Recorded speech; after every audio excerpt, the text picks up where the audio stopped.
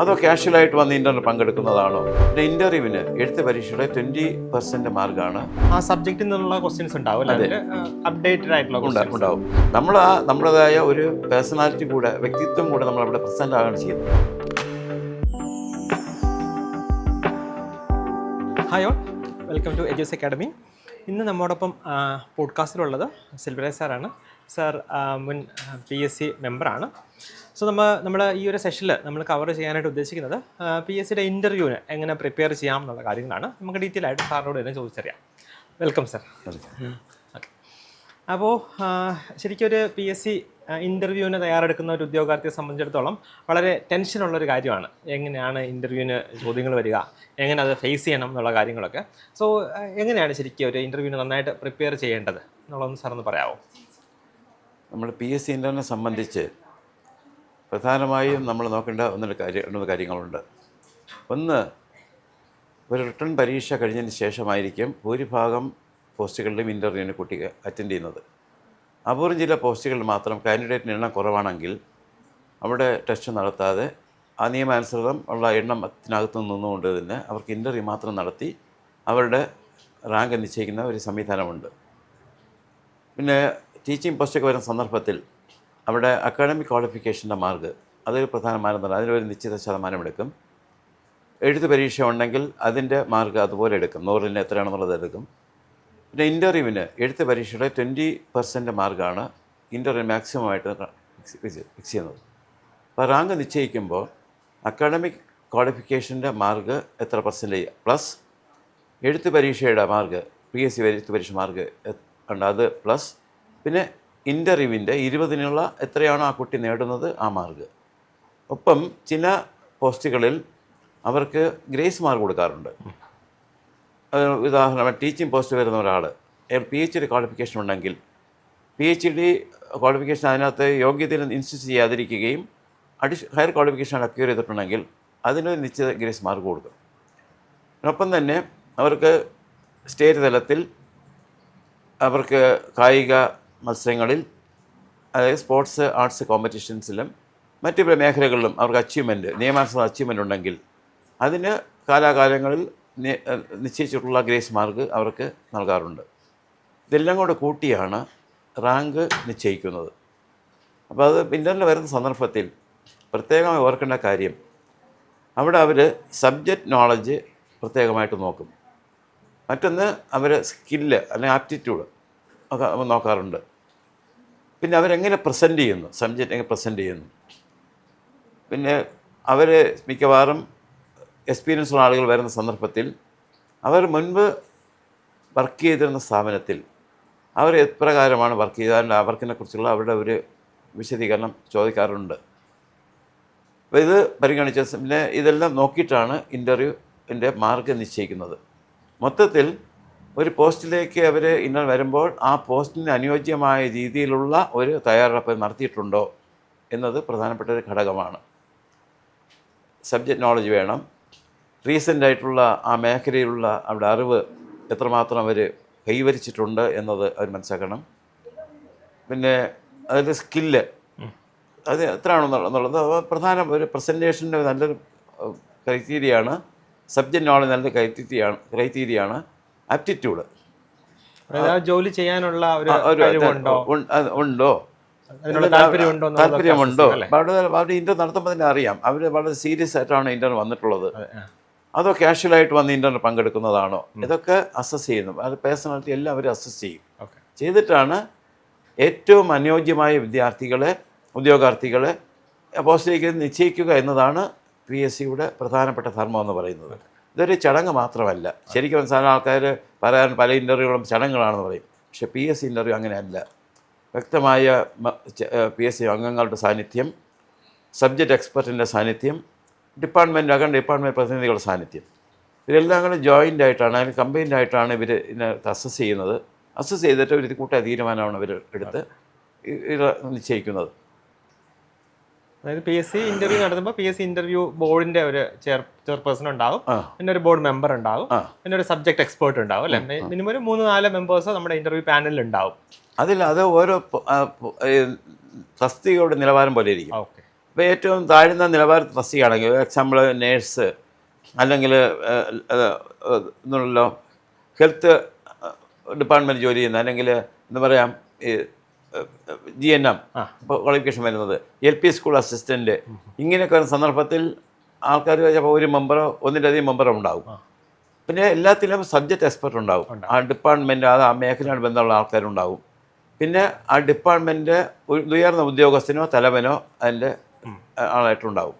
അതേസമയം ഉയർന്ന post gazetted post ഒക്കെ വരികയാണെങ്കിൽ ചിലപ്പോൾ മെമ്പേഴ്സിൻ്റെ എണ്ണം 2 അതിലധികമോ വരാം. അപ്പോൾ നമ്മൾ PSCയിൽ ഡെപ്യൂട്ടി കളക്ടറാണ് സാധാരണ ഏറ്റവും ഉയർന്ന പോസ്റ്റ് വരെ നമ്മൾ നിയമിക്കുന്നത്. ആ സമയത്ത് ചിലപ്പോൾ 3 മെമ്പേഴ്സ് വരെ ഉണ്ടാകും. അത് കമ്മീഷനാണ് തീരുമാനിക്കുക. കാലാകാലം കമ്മീഷൻ തീരുമാനിക്കും അതിൻ്റെ ഓരോ സ്ഥാനത്തിൻ്റെയും അല്ലെങ്കിൽ പദവി ഡെസിഗ്നേഷൻ്റെയും. അതായത് നമ്മുടെ ഈ തസ്തികയുടെ നിലവാരമനുസരിച്ച് എത്ര മെമ്പേഴ്സിനെ പങ്കെടുപ്പിക്കണം എന്നുള്ളത് കമ്മീഷൻ കാലാകാലം തീരുമാനമെടുത്ത് ശരി. അതായത് നമ്മളിപ്പോൾ ഒരു ഇന്റർവ്യൂവിന് പോകുമ്പോൾ ആ സബ്ജക്റ്റിൽ നിന്നുള്ള ക്വസ്റ്റ്യൻസ് ഉണ്ടാവും അല്ലേ, അപ്ഡേറ്റഡ് ആയിട്ടുള്ള ഉണ്ടാവും. പിന്നെ അതുകൂടാതെ തന്നെ ജനറൽ ആയിട്ടുള്ള കുറച്ച് ജനറൽ നോളജ് ഒക്കെ അസസ് ചെയ്യുന്ന തരത്തിലുള്ള ക്വസ്റ്റ്യൻസ് ഉണ്ടാകും. പിന്നെ അതുകൂടാതെ നമ്മുടെ ബയോഡേറ്റ ബേസ് ചെയ്തിട്ടുള്ള ക്വസ്റ്റ്യൻസ് ഉണ്ടാകും. അപ്പോൾ ഇതൊക്കെ നമ്മൾ നന്നായിട്ട് പഠിച്ച് പ്രിപ്പയർ ചെയ്ത് പോകാന്നുള്ളതാണ് അല്ലേ. അതായത് ഈ രാജ്യത്ത് എന്ത് സംഭവിക്കുന്നു, ആനുകാലികമായി എന്ത് സംഭവിക്കുന്നുള്ളത് വിദ്യാർത്ഥി അറിയണം.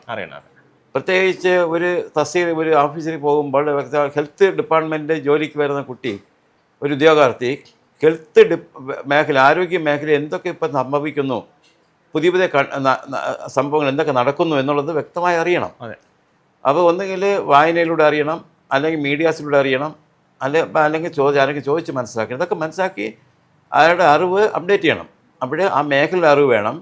ഒരു സാധാരണ ഇന്ത്യക്കാരൻ അല്ലെങ്കിൽ ഇന്ത്യ പൗരൻ എന്ന നിലയിൽ ജനറൽ നോളജ് അറിയണം, കാര്യങ്ങൾ അറിയണം. ഇതെല്ലാം കൂടെ ആയാൽ മാത്രമേ അയാൾക്ക് സമൂഹത്തെ പ്രവർത്തിക്കാൻ പറ്റൂ. സമൂഹത്തെക്കുറിച്ച് അറിയണം, വിഷയത്തെക്കുറിച്ച് അറിയണം, അതുപോലെ തന്നെ ഈ തസ്തികയിൽ ചെയ്യേണ്ട ജോലികളെക്കുറിച്ച് അറിയണം. ഇതിനൊക്കെ മനഃപൂർവമായ ഒരു പരിശീലനവും തയ്യാറെടുപ്പും ഉണ്ടെങ്കിൽ മാത്രമേ ഇൻ്റർവ്യൂവിൽ നല്ല നിലവാരത്തിലെത്താനായിട്ട് കഴിയുള്ളൂ. സാധാരണ ഉള്ള കുട്ടികളുടെ ഒരു സംശയമാണ് ഇംഗ്ലീഷിലാണോ മലയാളത്തിലാണോ നമ്മൾ ഇൻ്റർവ്യൂ ബോർഡിന് മുന്നിൽ പ്രസൻറ്റ് ചെയ്യുക എന്നുള്ളത്. സോ അത് എങ്ങനെയായിരിക്കും, ഏത് ലാംഗ്വേജ് ആയിരിക്കും സാധാരണ കുട്ടികൾക്ക് അവലംബിക്കാൻ കഴിയുക?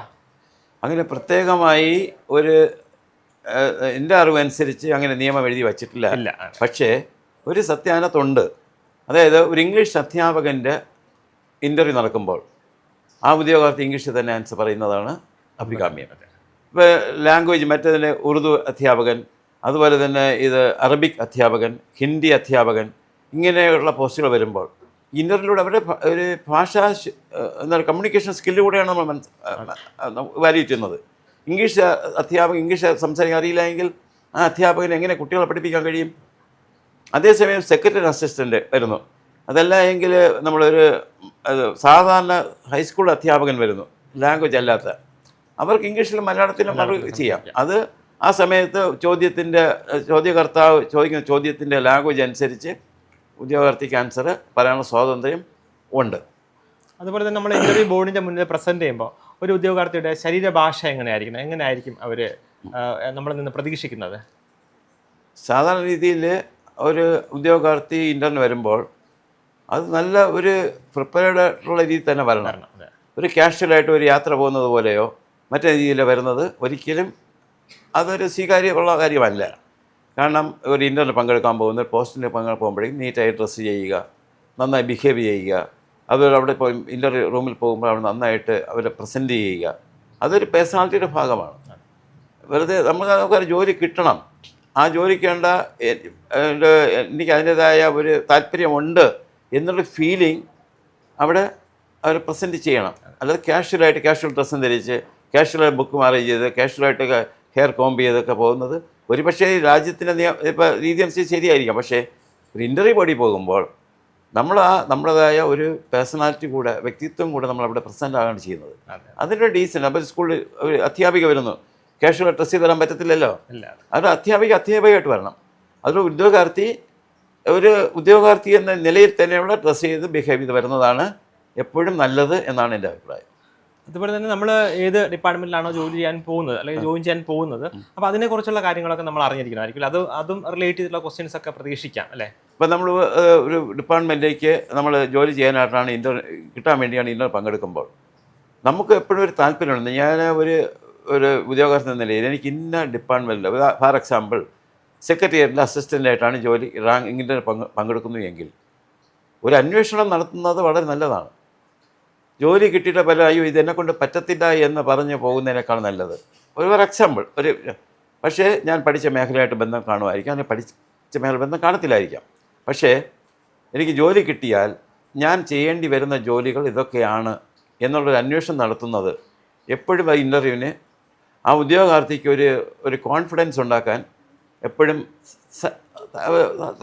നന്നായിരിക്കും. അതല്ല എനിക്ക് ഇപ്പോൾ ഇൻ്റർവ്യൂ കഴിഞ്ഞാൽ എന്ത് ആണ് ജോലി ഉണ്ടെന്ന് പറഞ്ഞാൽ ഒരു പക്ഷേ ആ ഉദ്യോഗാർത്ഥി കൺഫ്യൂഷനായി പോകും. ആരെങ്കിലും അത് ചോദിച്ചാൽ കൺഫ്യൂഷൻ ആവും. അതുകൊണ്ട് നമ്മൾ നേരത്തെ ജോലി ചെയ്യുന്ന കുട്ടിയാണെങ്കിൽ ജോലി ചെയ്ത മേഖല എന്ത് വർക്ക് ചെയ്തിരുന്നു അതിനെക്കുറിച്ച് വ്യക്തമായൊരു ധാരണ ഉണ്ടാണ്. അത് പറയുമ്പോഴാണ് ആ മേഖലയിൽ ആ ഉദ്യോഗാർത്ഥി ശരിക്കും ഇൻവോൾവ് ചെയ്തിട്ടുള്ളത് മനസ്സിലാക്കാൻ പറ്റും. ഇൻവോൾവ് ആത്മാർത്ഥതയോടെയാണോ വർക്ക് ചെയ്തത് എന്നുള്ളത് മനസ്സിലാക്കാൻ പറ്റും. വർക്ക് ചെയ്യുന്ന ആളാണെങ്കിൽ അയാൾക്ക് ചെയ്ത കാര്യങ്ങൾ വ്യക്തമായി ഈ ബോർഡിന് മുമ്പ് പ്രസൻറ്റ് ചെയ്യാൻ പറ്റും, അല്ലെങ്കിൽ മറ്റൊരാളിന് മുമ്പ് പ്രസൻറ്റ് ചെയ്യാൻ പറ്റും. അപ്പോൾ ഇൻ്റർവ്യൂ ഒരിക്കലും എന്താ പറയുക, ഒരു ഫ്രണ്ട്ലി ലുക്കിൽ മാത്രമേ പ്രവർത്തിക്കത്തുള്ളൂ. കാരണം ഉദ്യോഗാർത്ഥിയോട് അറിയുന്ന കാര്യങ്ങൾ നന്നായി പ്രസൻറ്റ് ചെയ്യാനുള്ള അവസരമാണ് അവർ കൊടുക്കുന്നത്. അല്ലാതെ അവർ എങ്ങനെയെങ്കിലും ചോദ്യം ചോദിച്ച് അവരെ ഉദ്യോഗാർത്ഥി ഇറിറ്റേറ്റ് ചെയ്യുകയല്ല ചോദിക്കുന്നത്. അവർക്കറിയുന്ന കാര്യങ്ങൾ ഒരു ഫ്രണ്ട്ലി അപ്രോച്ച് നിങ്ങൾ പ്രസൻറ്റ് ചെയ്യണം.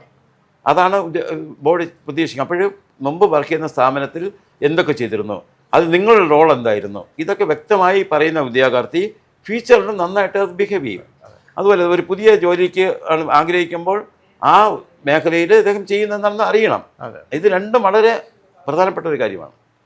സാധാരണ ഇന്റർവ്യൂവിന് പരീക്ഷിക്കപ്പെടുന്നത് എന്തൊക്കെ അറിയാം എന്നുള്ളതായിരിക്കും, അതിനേക്കാളും എന്തൊക്കെ അറിയത്തില്ല എന്നുള്ള കാര്യമല്ല. അതായത് നമ്മുടെ സബ്ജക്ട് നോളജ് വളരെ നന്നായിട്ട് അറിയാമെങ്കിൽ നമുക്ക് നന്നായിട്ട് തന്നെ നല്ല കോൺഫിഡൻ്റ് ആയിട്ട് തന്നെ നമുക്ക് പ്രസന്റ് ചെയ്യാൻ കഴിയും അല്ലേ? അതെ, തീർച്ചയായിട്ടും.